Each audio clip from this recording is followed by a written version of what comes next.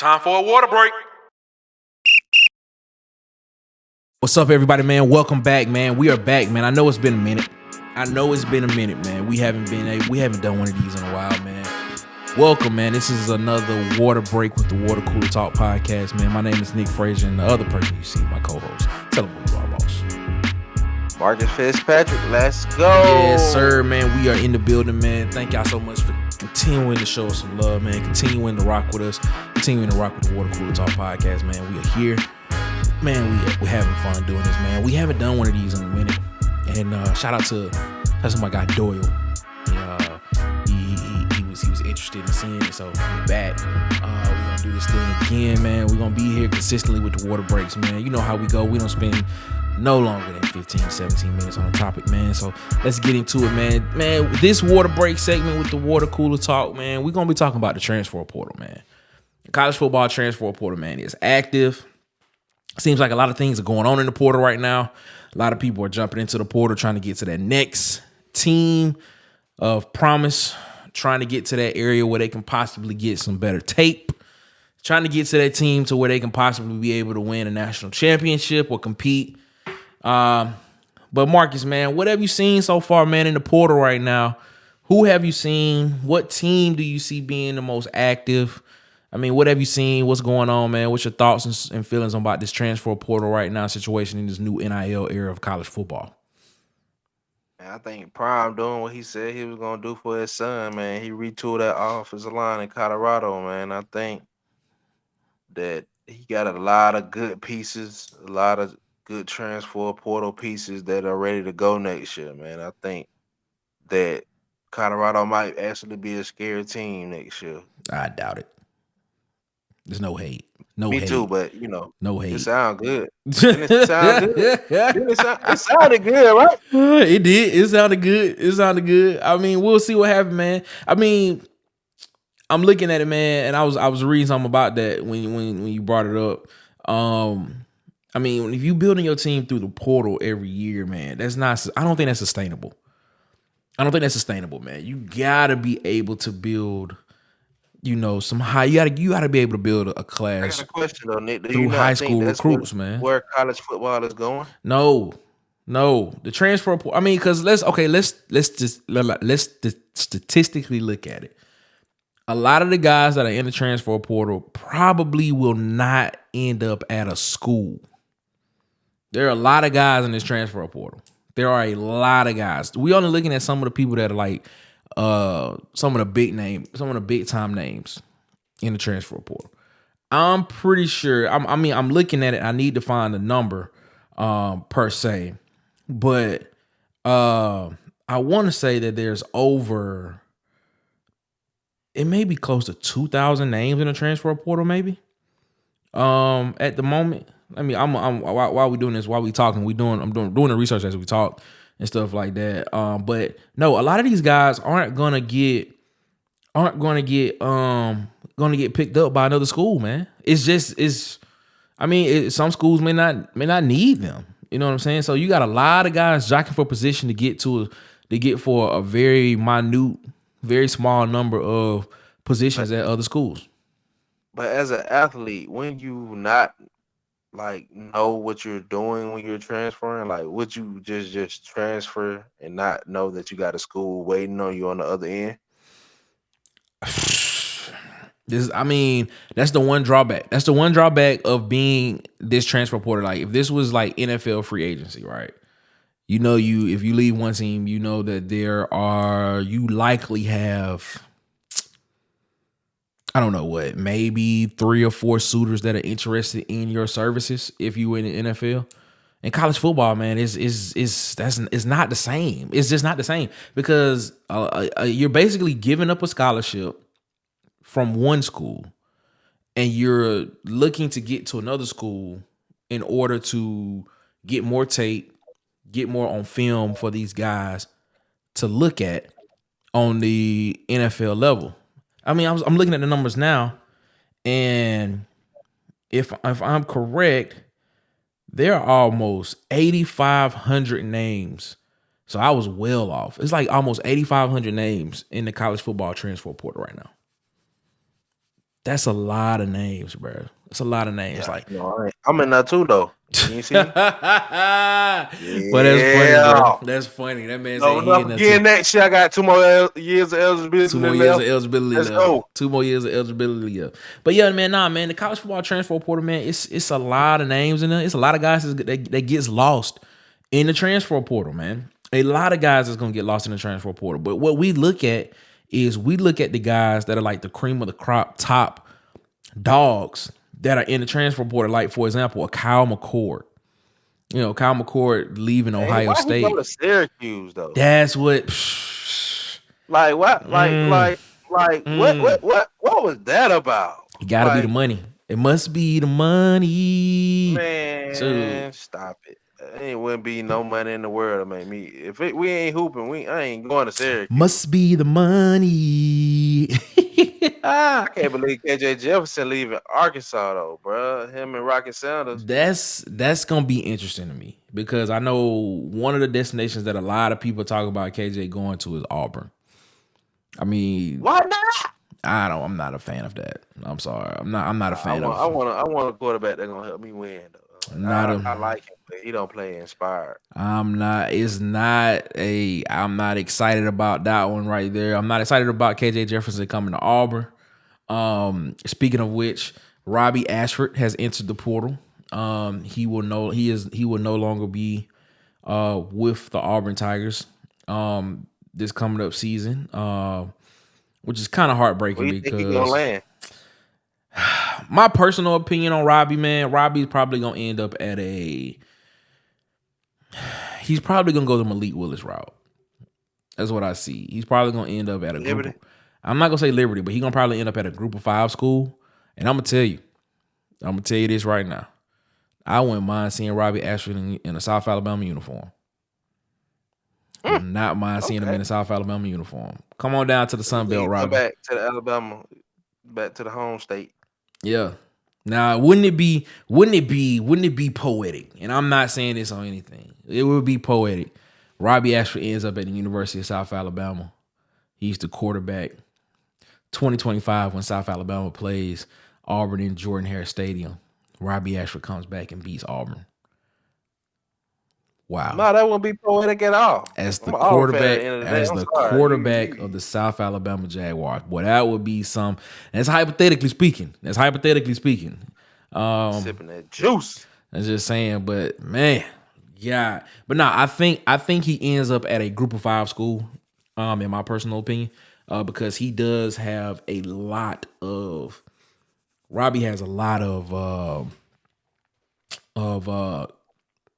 characteristics and a lot of playmaking ability that he can literally go to a school and produce and contribute as a starting quarterback. I thought he could do it at Auburn.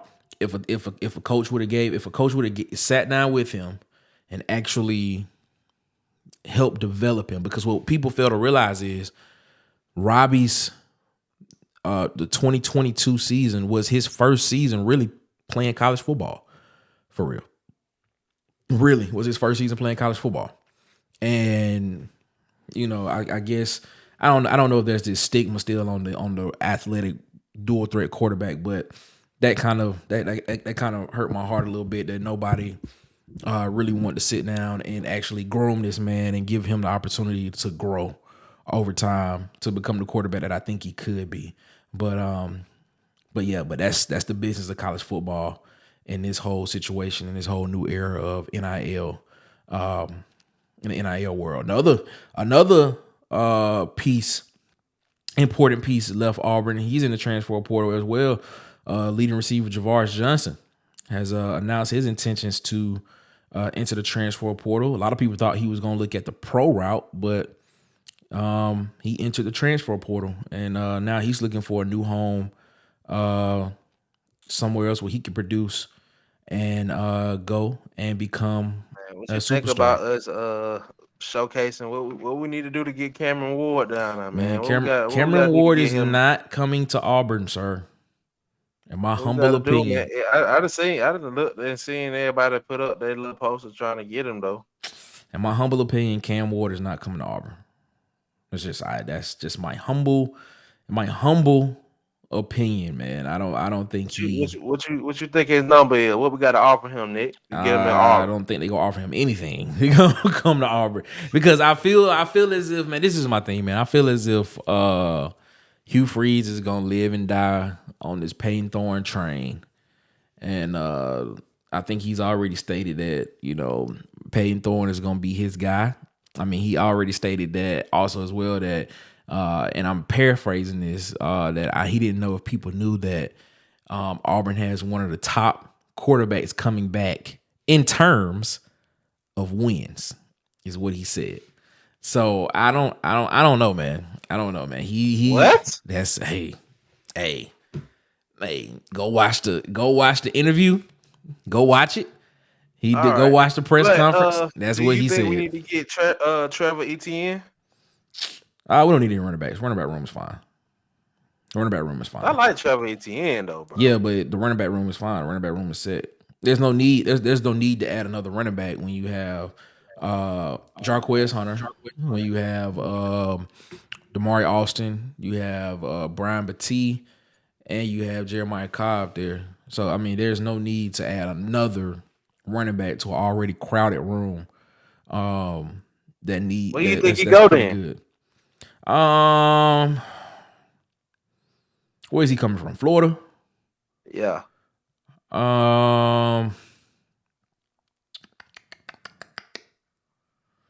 Reading here, I think people are saying Georgia is a favorite to land Travis Etienne. That's gonna be nasty. So Carson Beck might be nasty. I don't know, man. I'm just reading what I've been reading. I'm just saying what I've been reading from what everybody has been reporting about that one. It got to be some validity behind it, some smoke behind it if he's thinking about committing to Georgia.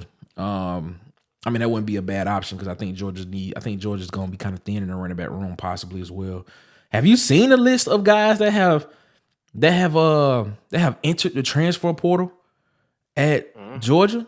Two of the guys was at Auburn this past weekend for the Auburn USC game. AJ Harris, cornerback, is probably going to commit to Auburn within the next couple of days. And linebacker Dumas Johnson, I believe is his last name. He was at Auburn this past weekend as well.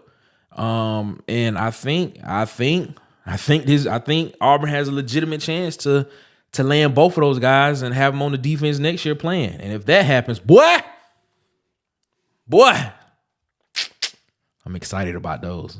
Because we're losing a lot in the secondary, and we'll have another veteran linebacker to come in that can play right now. They can play right now. You think your boy from Oregon State going? DJ Uwe-Gooey. DJ Uwe-Gooey. Yeah, now. DJ Uyunglele.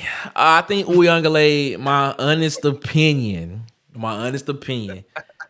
What's funny? Man, I'm just saying your boy switch teams every year, boy. Hey, he does. I think DJ Uyunglele, I think he is going to end up at Florida State. If I had to do a crystal ball right now, I am crystal balling DJ Uyunglele to Florida State. That right there, that would blow my mind, bro. Back to the ACC now. Then you go to Florida State. Right, exactly. Right back to the ACC. That's what I'm saying. So what in the world? But it's gonna be something serious, man. Speaking of that O-line that you were talking about from Colorado, so they got a 5-star coming out of high school, Jordan Seaton, Amari Ward from Jackson State, Khalil Benson from Indiana, Justin Mayers from UTEP, Tyler Johnson from Houston. And Yakari Walker from Connecticut. So that boy from Houston, that's that boy. I don't know, man. We're gonna see, man. I don't want no excuses. I just don't want to hear no excuses. I still see. I just don't want to hear no excuses. I'ma just give y'all my personal opinion. I still think with that, Colorado is a middle of the pack team in the Big 12. I don't see. I think they win 6 games next year. I think they win 6 games next year. 6? Yeah, I think they win 6 next year. I think they become bowl eligible. That's a big step. You become bowl eligible in your second year. That's a big step. That's a big step now. Let's not sit here and act like it's not. That's I'm saying playoffs, cuz six. You really gonna sit here and you really think, okay, all right. You really think Colorado makes the playoffs next year? I don't think so. I'm saying. Oh, okay, I was about to say, who? What? Boy, I'm about to no. I say they at least get 7 to 8. Nah, I think they 6. I think they win 6. I think they win 6 and become bowl eligible. I think they win 6 and become bowl eligible. I think they 6. 7 is the ceiling. 7 is the ceiling. 6, 5, that's kind of in that range. I think they become bowl eligible at 6. 7 is the ceiling. If they win more than 7 games this year, I'll be surprised. I'll be very surprised if Colorado wins more than 7 games next year. They win more than 8, I'll be surprised. Nah, I'm right now. You hearing it right now? If they win from Nick Frazier, if they win more than 7 games, I'll be surprised. I have them at 6, becoming bowl eligible. One step at a time, getting better in the program. That's how I see. I'm gonna look at this and be like, boy, them boys, they're crazy, man. Hey, that's fine. He can say, hey, he's entitled to say what he gotta say. But I'm entitled to say what I gotta say as well, too. Look at me. What about you makes me feel the way I'm supposed to feel about me? Huh? I'm just saying. But it is what it is, man. You see them SEC schedules, though? I did, man. It's going to be... You got the hardest SEC schedule. Be honest, Nate. Don't be biased. I didn't see all of them. I'm going to just tell you what I'm going to go by what I saw. Man, I don't know, bro. I mean, the SEC is just hard all the way around, so I'm going to say all of them. I'm going to say Florida, bro. Either Florida or Kentucky. I think they did it on purpose. If Florida got the hardest schedule, they did it on purpose to get rid of Billy Napier. Because I keep telling people, keep telling people, man, if Billy Napier does not produce this coming up next season, be looking for the Florida Gators to make a phone call to a young man by the name of Deion Primetime Sanders. At Florida? Yep, I'm just saying. Deion turn off? Yeah, I think he say he don't want to leave Colorado, but we gonna see. We gonna see what happens, bro. We ain't gonna fall for that again. Yeah, we gonna see what happens. We already know what that be like. We gonna see what happens. When he say stuff like that, you know not to take no heed into it. Yeah, he said, I don't know if God called him on this one. But we gonna see what happened, man. And it's no shade, but I'm just saying. I think he let God out of this. There's no shade to that, but he did use those words. God called him collect, and he had to answer. So we gonna see what happened. But ladies and gentlemen, man, thank y'all so much for tuning in with us with another Water Break with the Water Cooler Talk podcast, man. My name is Nick Frazier, and my co-host. Tell them who you are again before we get up out of here, boss man. Marcus Fitzpatrick, we came and we saw we conquered, baby. We out this thing. Yes, sir, man. Yes, we are here, man. We'll be here. This has been another Water Break with the Water Cooler Talk podcast. Hey, appreciate y'all for watching. And guess what? We'll see you when we see you. Peace.